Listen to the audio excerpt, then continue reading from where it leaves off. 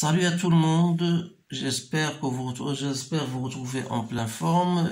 Bienvenue dans votre site Maths et Physique en poche. Dans cette séance, je vais partager avec vous, chers étudiants et étudiantes, un exercice concernant l'électricité, bien sûr, surtout le domaine où il y a des pôles RC et RL.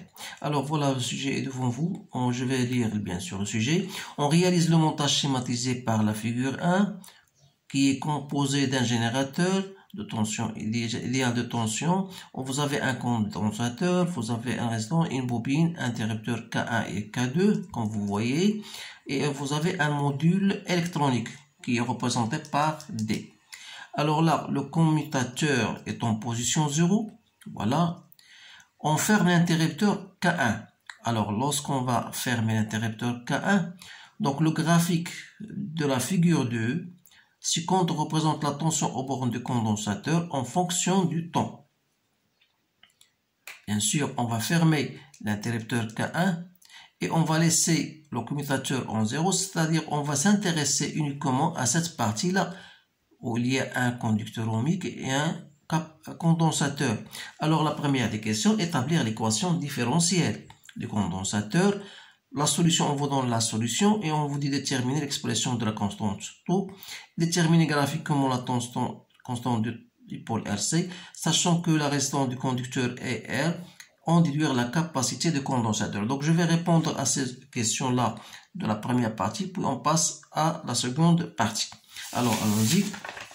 Donc c'est simple parce que lorsqu'on va fermer l'interrupteur K1, on va s'intéresser, comme je vous ai dit, de cette partie-là qui est un des pôles RC et c'est très simple d'établir l'équation différentielle, à savoir la loi des mailles, UR plus UC égale à E, c'est-à-dire que UC plus RC DUC sur DT égale à E, ou bien je peux le mettre sous cette forme-là, DUC sur DT plus 1 sur RC UC égale à E sur RC. Voilà l'équation différentielle. Donc vous devez vous habituer à faire ce genre de truc parce que c'est toujours la première des questions qu'on vous demande, c'est de déterminer l'équation différentielle.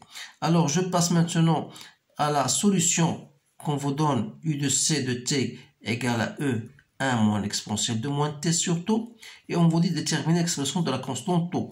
Alors là, toujours, on va, puisqu'il s'agit d'une solution, donc ça doit vérifier l'équation différentielle. Donc on doit chercher DUC sur DT qui n'est autre que E sur taux exponentielle de moins T sur taux. Donc on va bien sûr remplacer dans l'équation différentielle. On aura E sur taux exponentielle de moins T sur taux, plus 1 sur RC fois UC qui est égal à E moins E exponentielle toujours de moins T sur taux égale à E sur RC. Alors, on simplifie en multipliant, en mettant mon E sur T en facteur de 1 sur taux moins 1 sur RC. Il ne reste bien sûr quoi? Il nous reste E sur RC moins E sur RC égale à 0.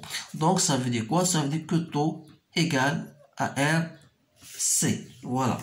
Donc, il suffit maintenant de terminer cette constante-là graphiquement, bien sûr, puisqu'on vous demande, parce qu'on vous donne la tangente à l'instant t égale à 0. Cette tangente-là va se couper avec l'asymptote horizontale, bien sûr, ici, en un point, et donc vous allez faire la projection sur l'axe de temps. Vous devez trouver, bien sûr, voilà ce point-là qui correspond bien à 0,5 millisecondes. Donc, ça veut dire taux égale à 0,5 millisecondes.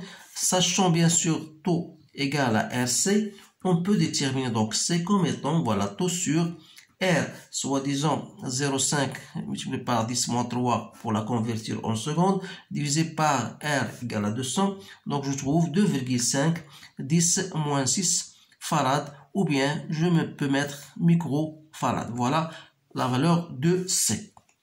Voilà, comme vous voyez, pour la première partie, c'est quelque chose qui est plus simple. Maintenant, je passe à la seconde partie. Voilà. Maintenant, l'interrupteur K1 est maintenant ouvert. Voilà. Maintenant, K1 est ouvert. Ça veut dire ça est ouvert. Et le commutateur K2 est placé en position 1. Voilà. Donc, lorsqu'il sera placé en 1, là, donc ça c'est ouvert, donc on va plus s'intéresser à cette partie-là. Puisque ça est ouvert, donc on va s'intéresser à cette partie-là. Donc, le graphique de la figure 2 représente l'évolution de UC aux bornes du condensateur. Pardon, non. Donc, j'ai fait une erreur. Donc, je dis, voilà, le commutateur K2, il est placé en position 1. Voilà. Donc, le graphique de la figure 2 représente l'évolution de UC aux bornes de le condensateur. Mais on reste, l'interrupteur K est maintenant ouvert. Donc, s'il est ouvert, c'est-à-dire quoi? Ça veut dire que le condensateur en question, il a déjà été chargé jusqu'à la tension E. Après cela, on ouvre l'interrupteur K et on fait ce qu'on appelle une décharge du condensateur dans une bobine. Voilà ce que je voudrais dire. Voilà, je m'excuse parce que je ne dois pas barrer ce schéma-là. Donc, je dois garder le condensateur. Donc, c'est une opération qui consiste à décharger le condensateur dans une bobine. Alors, l'évolution de ce tension au bord de ce condensateur était réalisée dans la figure 3. Alors là, les questions qu'on se pose sur cette figure-là, nommer le régime observé, quel est le composant responsable de l'amortissement des oscillations, déterminer graphiquement la pseudo-période T, la valeur de T est partiellement ou bien pratiquement égale à la période propre d'un circuit LC, déterminer donc la valeur de l'inductance L de la bobine. Alors je vais arrêter ici pour répondre à cette partie-là.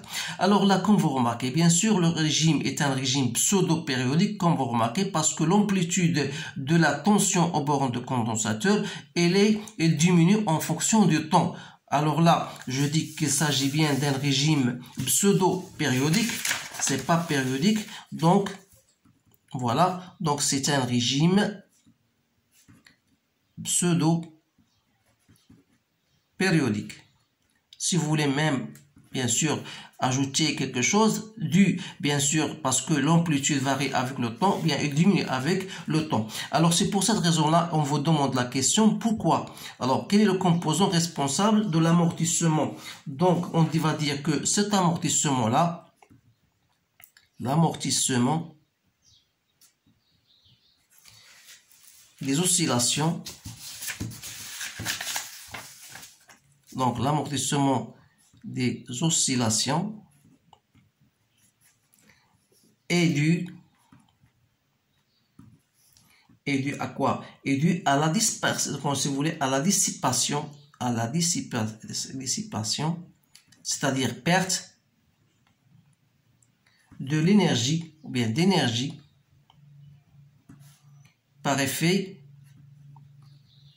Joule, qui est dans le composant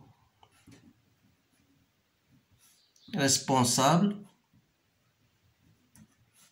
et le conducteur ohmique. Donc je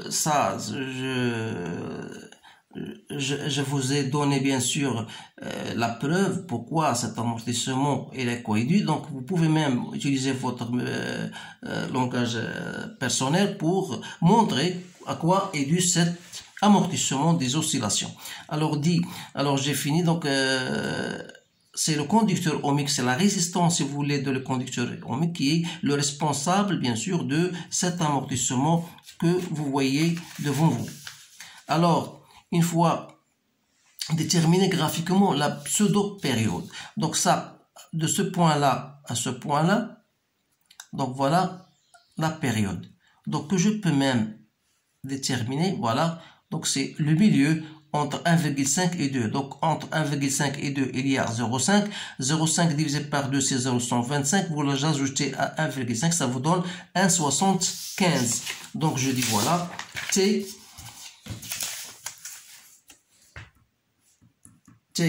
égale à 1,75, sans oublier bien sûr, il s'agit en secondes, donc 10-3 secondes.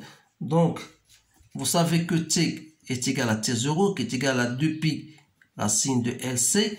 Alors là, je détermine L, c'est T au carré sur 4pi au carré fois C. Donc, soit disons 1,75, 10 moins 3 au carré sur 4 pi au carré.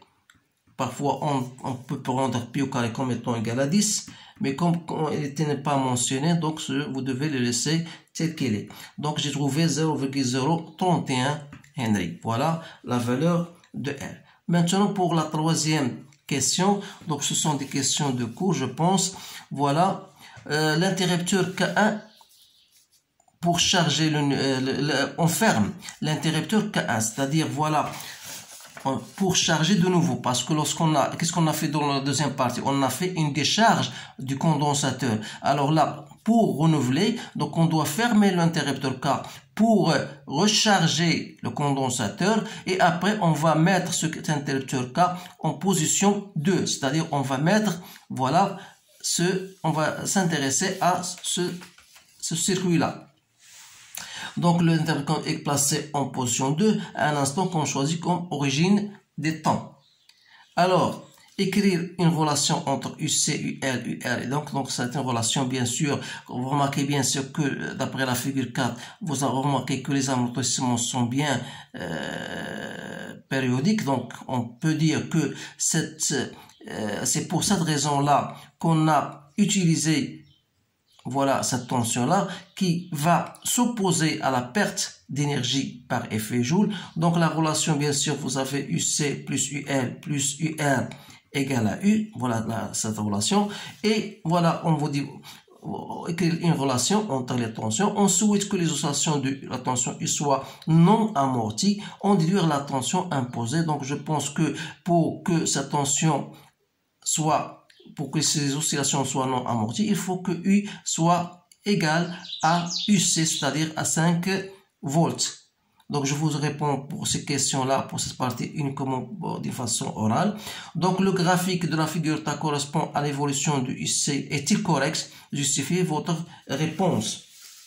Donc, bien sûr, les oscillations sont non amorties. Donc, on a un régime périodique, ce qui est bien représenté par la figure 4. On dit donc que l'évolution de la tension UC est correcte. Pourquoi? Tout simplement parce que ce qu'on voit sur la figure 1 montre que les amortissements sont non amortis. Donc, on a un régime périodique. Voilà la réponse à ce problème-là. J'espère bien vous éclaircir cela. Donc, s'il y a des questions, vous pouvez les utiliser, vous pouvez les envoyer, bien me les envoyer pendant vos commentaires. Alors, je vous souhaite une bonne chance et je vous dis à bientôt.